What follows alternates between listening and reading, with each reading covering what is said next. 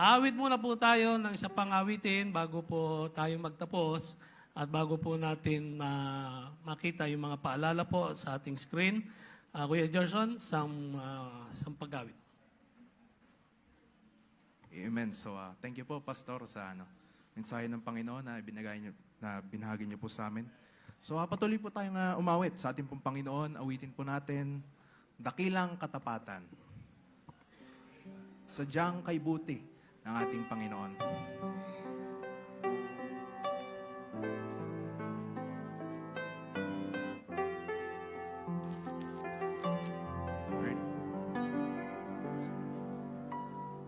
Sadyang kay buti ng ating Panginoon, nagtatapat sa habang panahon, maging sa kabilang ng ating pagkukulang, biyaya niya'y patuloy na laan.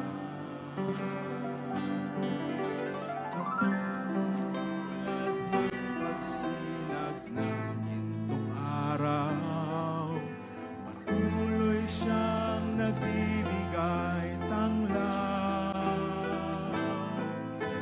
Kaya sa puso ko't damdamin, katapatan niya'y aking pupurihin. Dakila ka, O Diyos. Dakila ka, O Diyos, sa pagkangang tunay, magmula pa sa ugat ng aming lahi. Mundo'y magunaw man, maaasahan kang lagi, maging hanggang wakas nitong buhay.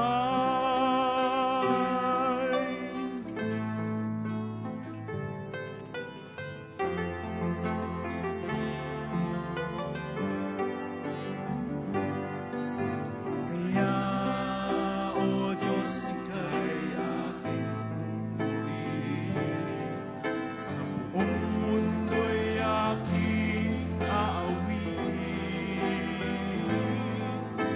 Dakila ang iyong katapatan,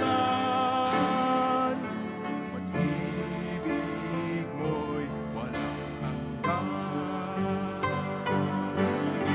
Dakila ka, O Diyos, tapat ka nga tunay, magmula pa sa ugat ng aming lahi. Mundo'y magunaw man, maaasahan ang lagi, maging hanggang wakas nitong buhay.